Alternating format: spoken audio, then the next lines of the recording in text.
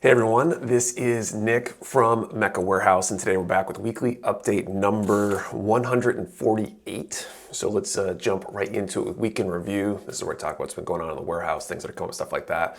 And I guess first off, you notice things are a little bit different on the camera. I wasn't in the warehouse yesterday, and apparently Ethan got a new camera and he's trying out some stuff and trying out some lighting effect stuff, so that's pretty cool. Let us know how you like it, if it's something we should continue doing or just go back to the original version, so to speak. On to the week in review though.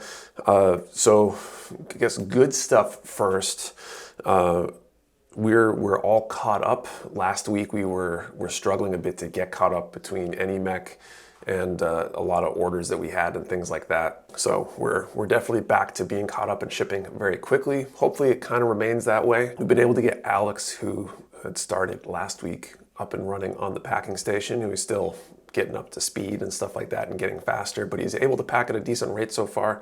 So that's really good. He's starting at a good in a good place and should only be able to get better from there. So I think he's doing an amazing job based on how long he's been at it. So that's good news. Last week, I think I mentioned that our Picklist app went down. So I've literally been spending a decent number of hours this week trying to get familiar with how Shopify app development works.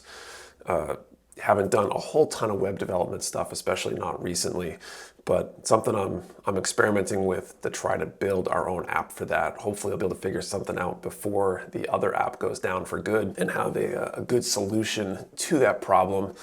The bin system is definitely a critical part of our logistics infrastructure here, and something that we need to have working. Also, other bit of news, our NEMMEC Vlog went up on Tuesday. So if you missed out on the event, or even if you were there and want to see it from the filming perspective, definitely check that out. We expect some more NEMMEC videos to go live in the next week or two. I think the next one we're planning is the seminar video of Louis Plamo LAB's scribing and scratch building seminar, and that should be going up hopefully next week. On to the other side though, I kind of want to talk about some of this stuff just because it's been bothering me so much and it's been such an issue. I've been so stressed out the last few weeks. This year has probably been the most difficult year of running this business.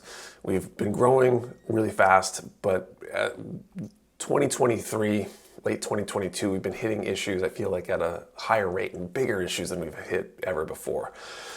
It's taken a lot out of me. I ended up taking on a small side consulting gig a few weeks back, just to try to bring in a little bit extra money and take some pressure off the business, so that way the business doesn't have to pay my salary out of money we could be using for the business right now. A lot of it's related to debt. We've got a lot of debt because of all the inventory that came in, and unfortunately a lot of that stuff's not moving as fast as we expected it to, a year ago or whatever, when we ordered some of that stuff. And so it's been just wearing on me, and essentially putting in 60, 80 hours a week between everything I'm doing, and it's gradually taking its toll on me. I'm stressed out, I'm tired, I'm anxious. Got a baby coming in the next few weeks. It's just been a lot, and it's been kind of crazy. And so with all that in mind, I made the decision last night that we're going to try to start streamlining some stuff and try to work on digging out of that. One of the things we've been hitting is we borrow money, and then we need to borrow money again and borrow money again to keep things going. And I'm trying to make this be the line in the sand where we stop borrowing more money. A lot of the reason why we have to borrow money is because we've got a significant portion of our inventory, of our capital, tied up in inventory, I guess. Stuff that isn't moving as fast as we'd like. So what we're planning on doing is we're going to run an inventory reduction sale, and we're going to put that stuff on at 30% off. So if you need any of those things, now is a great time to buy a lot of good stuff in that collection. We're going to keep the sale running basically until that inventory is reduced to a normal level, what we need to sell over months or a year or less, and not the extended period of time that we're going to have it currently. Items on that collection could change on a daily basis. We're going to take some things out as they reach normal levels. Some things might go on if their sales levels slow down. We plan on running it for probably at least a week or two, and maybe longer. I'm hoping it's not. I'm hoping it's really fast and all that stuff just goes. Some items could be no longer on sale as soon as tomorrow, even the day that you're seeing this, the collection could have changed already, depending on how fast certain things move. So I could really use your help. If there's any of those things that you need, now would be a great time to grab them. I think the code is INVRED for inventory reduction to 30 for 30% off. There'll be a link down in the description, and definitely like a banner or something on the website, so you'll be able to see that. Check in early, check in often, and definitely take a look at that. The other thing we're likely to be doing is changing some of the pre-order stuff we're doing. There's a lot of times where we order stuff for pre-orders where our order research indicates we need a bunch of it. It comes in and then doesn't move. So a lot of our pre-orders, especially for non-major manufacturers, kind of the third-party kind of stuff, we'll likely be ordering a lot less of. Maybe not at all, depending on the items, because people just aren't pre-ordering it or ordering it when it gets on the shelf, and it's tying up too much of our money right now. So expect those changes, probably some other changes too in the coming weeks and months, as we try to kind of streamline things and make things just make more sense for the long haul. It's been, like I said, this stuff's got me up at night. It's got me stressed out, trying to streamline everything and get us back to a place where I can be a little more comfortable, maybe take some time off here and there, and be there when my daughter arrives next month. So that's kind of it for week in review. Next up, let's talk about pre-orders. They're not up as of the moment I'm filming this, but I expect them to be up when you see it. There'll be one new Kotobukiya kit for pre-order. Yeah, so it's the Megami device, Buster, Doll, Gunner. I think when Patrick was talking about it, it seems like it might even be a play to try to be similar to 30 Minute Sisters. There's just a lot of hard points to add accessories, and apparently they've got plans to release a bunch of related accessories.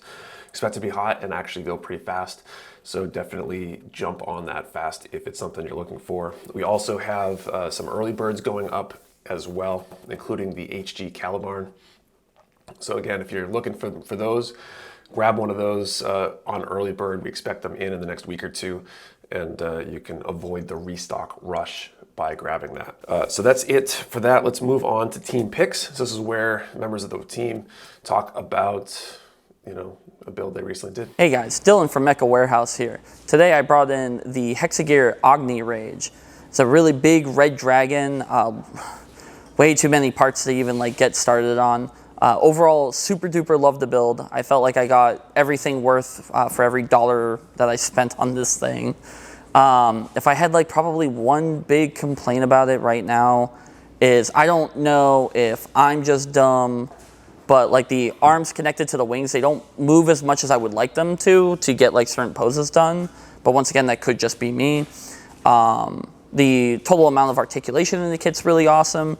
And I like that instead of the governors having to sit on it, as you can see with the Queen's card, you can get them to stand, so you can get a lot of really good poses out of that. And I do recommend a stand for it. Hey guys, for today I brought in the Reborn 100 Nightingale. This kit is very large. Reborn 100, it's a 1/100 scale kit, only it's not quite as detailed as a master grade.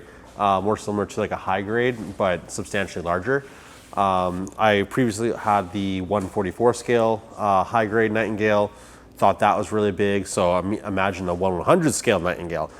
So I ended up getting this one secondhand from one of my friends. Built it up. I heard a lot of negative things about this kit, and I don't really see a lot of that in it.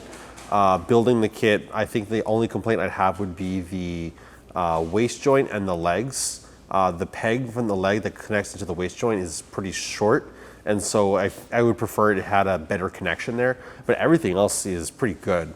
But it's don't go expecting aerial pose with this thing. It's very big, and you probably need a bunch of action bases to keep it up. I have it on display on my shelf on the ground with both feet down. Big shield, big gun, big kit. I recommend. All right, that's it for team picks. Let's move on to Q&A. So this is where I answer questions from you, the viewers. If you have a question you want answered, post it down in the comments below. I'll do my best to answer next time. First up, Plastic Crack 305, Real Creative Builds overall question. As an entrepreneur, what advice will you give anyone looking to become a future vendor? Another thing regards to scalpers, what will you advise people to do when it comes to selling or reselling Plamo, Gunpla, etc.? So in light of my comments earlier, the biggest thing is start small and don't grow faster than you think you can. I feel like a lot of the issues that we're having right now come from the fact that we expected our growth to continue at the rate that it was, and market conditions changed out from underneath us. Some of that is, inexperience in the industry. Some of it is, I think this industry is somewhat unique, and just contemplating how big you can even get in this space, it's just very, very challenging. So it's basically start small, try to do things sustainably, and try, the biggest lesson I think I've learned in the last year is try not to use credit to buy any of that stuff, at least not credit that you can't pay off immediately. Credit cards, probably okay, as long as you're not carrying that balance. Don't take out a larger capital loan from someplace unless you know you're going to turn that stuff over immediately. And even then, I would probably avoid that going forward. I'm really trying not to deal with credit anymore. So if you are, good luck. Godspeed. All right, next up, DF8340. Do you think Bandai will ever move to make a production facility outside of Japan for Gunpla?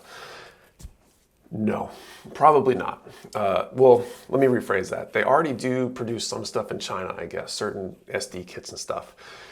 Most likely they won't produce much of anything outside of Japan, at least not normal releases, because the molds are so expensive and hard to move. They're pretty big, they're pretty heavy. And it's risky to try to transport a mold halfway across the world, say, to start a production facility here in the US. So they're unlikely to ever do that. Will we see more production in China in the future? Maybe, who knows? I could see them doing certain kits and certain items there. There's always that risk of IP theft and protecting your IP and all that kind of stuff, but I have a feeling that the majority of their core products will always be produced in Japan because that just makes sense to keep it in their facility under their control. All right, finally, plastic germs question.